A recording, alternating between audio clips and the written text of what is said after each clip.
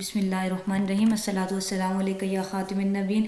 अस्सलामु अलैकुम स्टूडेंट्स, आज हम असाइनमेंट करेंगे। टॉपिक है इसका governance, democracy and society. PAD 603 code है इसका। देखते हैं हमने इसमें करना क्या है। लर्निंग ऑब्जेक्टिव्स ये आप रीड कर लीजिएगा। हम देखते हैं हमारा टास्क जो हमने करना है असाइनमेंट में, वो ये है कि Pakistan is a diverse country with varied ethnicities. कि पाकिस्तान एक मुख्तलिफ एथनिसिटीज़ कहते हैं रेसिस को, डिफरेंट जैसे नस्लें होती हैं ना, कि मुख्तलिफ नस्लें मुख्तलिफ रेसिस से ताल्लुक़ रखने वाले लोग पाकिस्तान में रहते हैं। Cultures and religions, different culture से, डिफरेंट रिलीजन से। There are different languages spoken in different part of the country. मुल्क के मुख्तलिफ हिस्सों में मुख्तलिफ ज़बानें बोली जाती हैं। Likewise multi cultural customs and traditions are followed in different regions of Pakistan. इसी तरह जो मल्टी कल्चरल कहते हैं, डिफरेंट किस्म का जो कल्चर होता है, और इस तरह डिफरेंट किस्म की जो ट्रेडिशंस होती हैं, रवायात होती हैं, वो मुल्क के डिफरेंट रीजन्स में उनको फॉलो किया जाता है। This had added colours to the spectrum of the culture, the language and the ethnicity of the country. तो ये जो चीज़ है, ये डिफरेंट सी मतलब एथनिसिटी डिफरेंट है, डिफरेंट कल्चर है, ट्रेडिशन है। तो इसने कल्चर का जो स्पेक्ट्रम है, यानी कि कल्चर की जो फेस है, उसमें तकरीबन इसको कहते हैं स्पेक्ट्रम कहते हैं उर्दू में। मतलब इसके कल्चर की जो है एक कह लें आप, एक तस्वीर है जो हम मतलब इमेजिनरी पिक्चर कल्चर की दे सकते हैं। उसमें इसने डिफरेंट कलर्स भर दिए, मतलब ये एज अ इडियम यूज़ होता है। Okay, multi ethnic, multilingual and multi cultural societies have their own pros and cons. यानी कि डिफरेंट कल्चर वाली सोसाइटीज़, डिफरेंट ज़ुबानें बोलने वाली और डिफरेंट कल्चर रखने वाली और डिफरेंट रेसेस वाली सोसाइटीज़, एथनिक रेस होता है ना, तो इनके अपने प्रोज एंड क्रोन्स हैं, यानी कि अपने फ़ायदे और अपने नुकसान हैं। ये हो गया हमारा बैकग्राउंड। और आपको करना क्या है in the context of Pakistan के ज़मन में। What do you think that diversity is a strength और वीकनेस ऑफ द कंट्री। कि आपका क्या ख्याल है डाइवर्सिटी, यानी कि ये जो डिफरेंसेस हैं सारे के सारे कल्चर में, लैंग्वेज में और कस्टम्स में, सब कुछ ये डाइवर्सिटी है ना, एक vast level diversity, cultural diversity जो है। कि आपका क्या ख्याल है कि डाइवर्सिटी जो है ये हमारे पाकिस्तान के लिए क्या स्ट्रेंथ है, उसको ताकत प्रोवाइड करते हैं, या फिर इसके लिए वीकनेस है, इसकी कमज़ोरी है। तो इन दोनों में से आपने एक बताना है, जो आपका ख्याल है आपका वो आंसर होगा। Furthermore, how can diversity B manage effectively politically and administratively.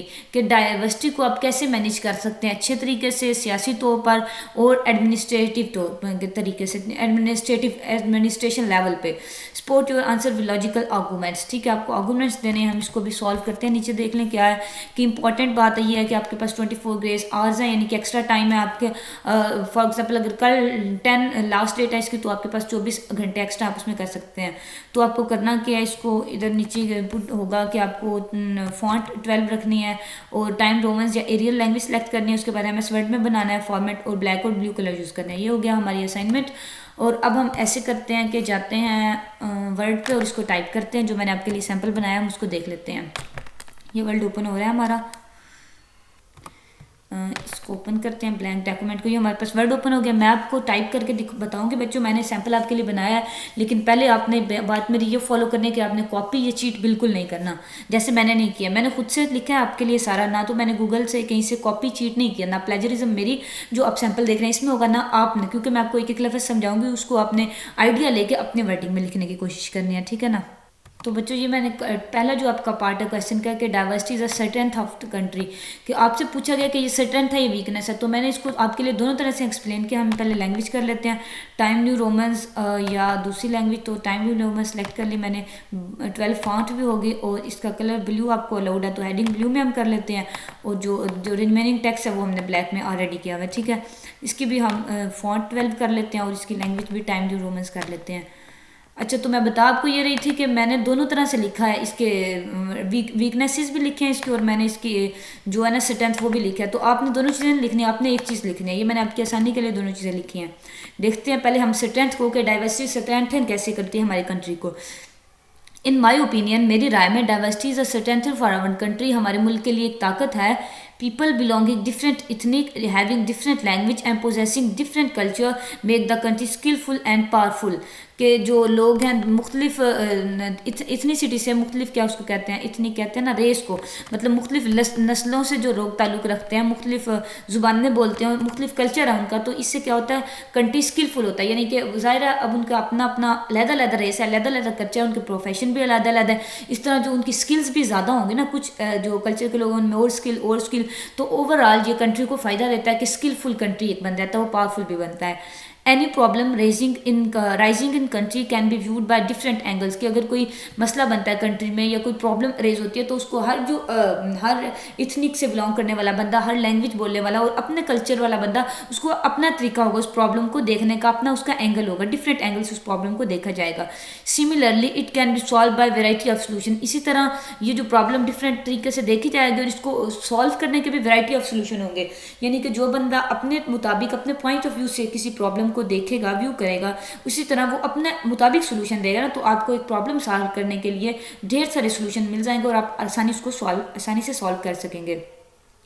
Diversity in culture enhance the collective skills of nation, पूरी कौम की जो कलेक्टिव स्किल्स हैं, या जो मैंने ऊपर इधर बात आपको समझाई वही यहाँ बयान हुई है कि जो पूरी कौम की नेशन की कलेक्टिव स्किल्स हैं उनको एनहांस करती है diversity.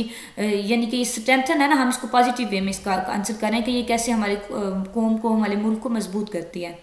It is a source of formulating and producing new ideas and thus enhance the creativity among masses, क्या ये ज़रिया है फॉर्मुलेट करने का, यानी कि बनाने का और प्रोड्यूस करने का, नए नए आइडियाज़ आते हैं इससे डाइवर्सिटी से, यानी कि डिफरेंट जो स्किल्स के लोग हैं डिफरेंट आइडियाज़ पोजेस करते हैं ना, तो इससे क्या होता है क्रिएटिविटी अमंग द मैसेज, हमारी कौम में मैसेज करता है अवाम में, क्रिएटिविटी इंक्रीज़ होती है, यानी कि ज़्यादा क्रिएटिव लोग, उनका माइंड ज़्यादा क्रिएटिविटी की तरफ राग़िब होता है।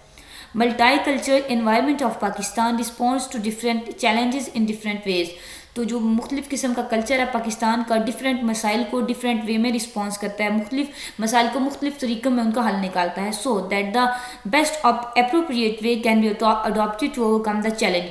अच्छा, अब एक चैलेंज का जब डिफरेंट वे में हर कल्चर अपने अपने वे में रिस्पॉन्ड करता है ना, तो अब जो द बेस्ट वे होता है चैलेंज को ओवरकम करने के लिए, चैलेंज को फेस करने के लिए, वो हम चूज़ कर लेते हैं और उस वे से हम उस चैलेंज को, उस सिचुएशन को हैंडल करते हैं, उस मसले को सॉल्व करते हैं। ठीक है, नेक्स्ट हम लिख लेते हैं कि जो कल्चर डाइवर्सिटी के वीकनेस हैं वो हम उसको डिस्कस करते हैं। तो ये बच्चों मैंने टाइप कर लिया आपके लिए कि डाइवर्सिटी जो है वीकनेस है कंट्री के लिए। मैं अगेन बता रही हूँ कि स्ट्रेंथ है या वीकनेस है, ये आपने डिसाइड करना है, और जो आपको लगता है आपने सिर्फ वो लिखना है, आपने दोनों चीज़ें नहीं लिखनी। या तो आपने कहना है वीकनेस है तो आपने इसको पढ़ के अपने आइडियाज़ में एक्सप्रेस करना है और एक बात करनी है। अगर आप कह रहे हैं कि डाइवर्सिटी जो है एक स्ट्रेंथ है कंट्री के लिए, इसको कुव्वत देती है, तो फिर आपने इसको पढ़ना है और अपने आइडियाज़ इसमें कन्वर्ट करके इसको लिखना है। ठीक है, दोनों बातें नहीं आपने लिखनी, ये आपकी आसानी के लिए, मतलब कुछ बच्चे इसको वीकनेस लेंगे, कुछ स्ट्रेंथ कंसीडर करेंगे, इसलिए मैंने दोनों चीज़ें लिख दी हैं कि आप जिसको जो चीज़ कंसीडर करते हैं उसको अपने वे में लिख दें। ठीक है, इसको भी अगेन मैंने उसी बात से शुरू किया। इन माय ओपिनियन कि मेरी राय के मुताबिक diversity is a weakness for Pakistan, Pakistan के लिए कमज़ोरी है diversity. Multi cultural environment of countries know become a source of social distress, के जो सोशल डिस्ट्रेस है मुआशरे में, एक बद निज़ामी है कह लें आप, बदइतमादी है एक दूसरे के दरमियान सोसाइटीज़ में, तो इसका सोर्स क्या है मल्टी कल्चर, लोगों के डिफरेंट कल्चर होते हैं, एक दूसरे को वो ठीक से अंडरस्टैंड नहीं कर पाते और सोशल डिस्ट्रेस का ये बाइस बनता है। People belonging to different ethnic look down upon others who do not belong to their ethnicity। ये तो कॉमन कस्टम है कि जो लोग एक रेस से, एक एथनिसिटी से बिलोंग करते हैं, वो दूसरों की तरफ लुक डाउन अपॉन का मतलब होता है हकारत से देखना।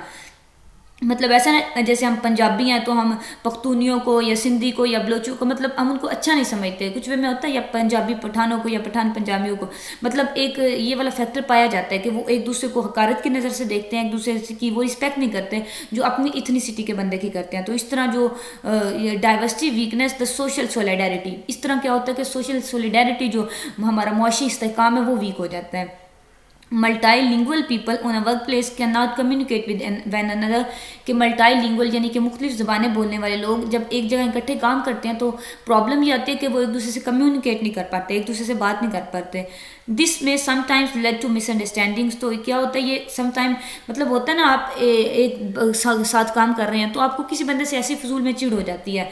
अब आपकी लैंग्वेज तो है नहीं जो उसकी लैंग्वेज है, मतलब आपकी डिफरेंट लैंग्वेजेस हैं, तो आप एक दूसरे से कम्युनिकेट करेंगे तो मिसअंडरस्टैंडिंग दूर होंगे ना, वरना इससे मिसअंडरस्टैंडिंग होता है। और क्या होता है, diversity in culture some time led to destroy the social integration. Integration नहीं, सॉरी, यहाँ डिसइंटीग्रेशन आना है, और नहीं इंटीग्रेशन ही सच आना कि डिस्ट्रॉय आ गया ना, कि बाज़-औक़ात क्या होता है डाइवर्सिटी सोशल इंटीग्रेशन, मुआशी जो इस्तेहकाम है, जो सोसाइटी का इंटीग्रेशन है, उसको डिस्ट्रॉय करने का सबब बनती है। डेफिनेटली जब डिफरेंट लोग एक जगह पे रह रहे होंगे, वो एक दूसरे से कम्युनिकेट नहीं कर पाएंगे, तो उनमें इंटरेक्शन नहीं कर पाएंगे, तो डिसइंटीग्रेशन तो होगा ना। अब नेक्स्ट मैंने आपके लिए क्वेश्चन जो लिखा है उसको हम लिखते हैं। अच्छा, तो बच्चों ये सेकंड क्वेश्चन आपका, सेकंड क्वेश्चन तो नहीं, एक ही क्वेश्चन पूछा गया, उसके 2 पार्ट्स हैं। ये सेकंड पार्ट मैंने इसको 2 पार्ट्स में डिवाइड इसलिए किया कि मैं ज़्यादा से ज़्यादा मटेरियल आपके साथ शेयर कर सकूं, और आपको जब आप अपना असाइनमेंट बनाने लगें तो आपको ज़्यादा प्रॉब्लम ना हो, ठीक है ना। इसको हम देख लेते हैं, एक बार मैं इसकी सेटिंग कर लूँ तो हम इसको देख लेते हैं। इसको हमने कर लिया टाइम न्यू रोमन्स में, और इसकी फॉन्ट एक बार सेट कर लूँ तो फिर हम इसको देख लेते हैं। This is and this one, okay okay. अच्छा देखते हैं हम इसको। ये आपका सेकंड क्वेश्चन ये था, एक ही क्वेश्चन में आपसे सेकंड पार्ट ये पूछा गया था कि डाइवर्सिटी को आप मैनेज इफेक्टिवली कैसे कर सकते हैं पॉलिटिकली एंड एडमिनिस्ट्रेटिवली, कि एडमिनिस्ट्रेशन लेवल पे, पॉलिटिकल लेवल पे आप डाइवर्सिटी को कैसे अच्छे से मैनेज कर सकते हैं। तो diversity should B manage effectively in all fields of life, जिंदगी के तमाम शोबे में डाइवर्सिटी को इफेक्टिवली मैनेज करना चाहिए। It makes the nation strong, तो इसको अच्छे से मैनेज करना एक कौम को मजबूत बनाता है। It can be manage effectively by ensuring the organisation at every level. तो आप इसको इफेक्टिव कैसे कर सकते हैं मैनेज, आप हर लेवल पे, जो every walk of life, every field of life पे आप ऑर्गेनाइजेशन इंश्योर करें। ऑर्गेनाइजेशन से क्या होगा, एक प्रॉपर लेवल मुनज़्ज़म एक इंतज़ाम होगा ना, ताकि लोगों के जो आपस के मसाइल हैं, डाइवर्सिटी कल्चर के, डाइवर्स उनकी लैंग्वेज के, कस्टम के, वो एक ऑर्गेनाइजेशन बनाएं जिसके तहत वो सॉल्व किए जाएं, और ये डाइवर्सिटी जो है वो कम हो, और जो इंटरेक्शन है, सोशल इंटरेक्शन, वो बढ़े और नेशन स्ट्रॉन्ग हो। They should be an organisation at work place so that the workers can easily communicate with one another, कि वर्क प्लेस पे जहाँ मुख्तलिफ एथनिसिटी के डिफरेंट कल्चर से बिलोंग करने वाले लोग काम करते हैं, वहाँ ऑर्गेनाइजेशन होनी चाहिए, उनके दरमियान एक तंजीम और एक मुनज़्ज़म अंदाज ऐसा होना चाहिए कि वो एक दूसरे से कम्युनिकेट कर सकें। अच्छा, अब जो उनका लैंग्वेज का इशू है, in order to remove the barrier of multi lingually, कि जो उनके डिफरेंट जो लैंग्वेज है उसके बैरियर को, उसका जो एक कह लें आप रुकावट है, उसको दूर करने के लिए क्या करें, translating devices should be use, के ट्रांसलेटिंग डिवाइसेज यूज़ करें आप। कुछ मोबाइल्स ऐसे होते हैं या कुछ और डिवाइसेज ऐसी होती हैं, जब आप उनमें बोलते हैं ना डिफरेंट लैंग्वेज, तो फ़ौरन वो आपको रिप्लाई कर देता है जो जिस लैंग्वेज में आप ट्रांसलेट कराना चाह रहे होते हैं। तो ये इफेक्टिव यूज़ है, मतलब आप किसी भी डाइवर्सिटी को मैनेज करने का इफेक्टिव एक तरीका हो गया। अच्छा, अब मैंने पॉलिटिकली को अलहदा लिखा है, एडमिनिस्ट्रेटिवली को अलहदा लिखा है। अच्छा, ये ईच एंड एवरी वर्ड को एक्सप्लेन करने का ये मतलब नहीं है कि आप भी ऐसे करें। मेरा ये मतलब था कि मैं हर वर्ड को आपको अच्छे से एक्सप्लेन कर सकूं, ताकि आपको क्लियर हो जाए कि आपने इस वर्ड में करना क्या है, इस ये वर्ड क्वेश्चन में जो पूछा गया इसके आंसर में आपने क्या करना है। तो अगेन बता रही हूँ, ऊपर में से भी आपने यस या नो का आंसर देना है एक लेके, और फिर सेकंड क्वेश्चन का भी आपने अलग-अलग जैसे मैंने किया ऐसे आपने नहीं करना है। ऐसे सिर्फ आपका कॉन्सेप्ट, मेरा ये नियत थी कि जितना ज़्यादा मैं इसको अलग-अलग पार्ट्स में डिवाइड कर दूँगी उतना ज़्यादा मटेरियल आपको मैं कन्वे कर पाऊँगी। मतलब अभी अलग क्वेश्चन में इसमें मैंने 3 पार्ट्स बना लिए, ज़्यादा से ज़्यादा आपको कन्वे कर पाऊँ ताकि आपका आइडिया क्लियर हो and you can solve your assignment in a best manner, ठीक है। अच्छा, अब हम इसको पॉलिटिकल कल्चर को देखते हैं कि ये कैसे यूज होता है effectively. Management of political diversity is a की टू सक्सेस फॉर पाकिस्तान, के पॉलिटिकल डाइवर्सिटी यानी कि सियासी जो अदम इस्तेहकाम है, सियासी जो मसाइल हैं, उनको अच्छे से मैनेज करना, इफेक्टिवली मैनेज करना पाकिस्तान के लिए एक कामयाबी की कुंजी है। There should not be a disasters conflict between the opposition and government, कि होता ऐसे है कि आपने अगर कभी टीवी पे देखा हो, जब कैबिनेट का या सेनेट का इलेक्शन हो रहा होता है या नेशनल असम्बली का सेशन हो रहा होता है, तो किस तरह वो एक दूसरे से लड़ रहे होते हैं, बाकायदा लड़ते हुए, मैंने तो उनको बहुत देखा है, बिल्कुल अनसिविलाइज्ड पीपल लगते हैं। तो अपोजिशन और गवर्नमेंट में कन्फ्लिक्ट इस लेवल तक नहीं होना चाहिए, यानी कि डिजास्टर्स लेवल तक, तबाहकुन लेवल तक नहीं होना चाहिए कि वो अपने जो पर्सनल अफेयर्स हैं उनमें स्टेट या नेशन जो उनका मेन अफेयर है, जो मेन उनका पर्पस होना चाहिए, उसको वो पीछे छोड़ दें। Some basic contradiction are always there, बुनियादी इख्तलाफत तो ज़ाहिर होते हैं, वो अलग पार्टी के, गवर्नमेंट अलग, अपोजिशन अलग, but they all should be sincere to the state of Pakistan. लेकिन उन सब को अगर वो इस बात पे मुतमईन हो जाएं कि वो सारे के सारे पाकिस्तान की जो स्टेट है, रियासत पाकिस्तान से मुखलिस हैं, तो फिर भी उनके कॉन्ट्राडिक्शन, उनके कॉन्फ्लिक्ट कुछ हद तक कम हो जाएं। बेसिक कॉन्ट्राडिक्शन तो रहेंगे ही ऑलवेज देयर, लेकिन इससे जो सोशल डाइवर्सिटी है, पॉलिटिकल डाइवर्सिटी है, वो कम हो जाएगी।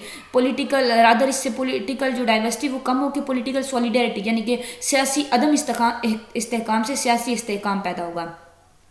अच्छा, लास्ट देखते हैं, in the same manner diversity should be effectively manage at administration, कि एडमिनिस्ट्रेटिव लेवल पर भी डाइवर्सिटी को अच्छे से हमें मैनेज करना चाहिए, हैंडल करना चाहिए।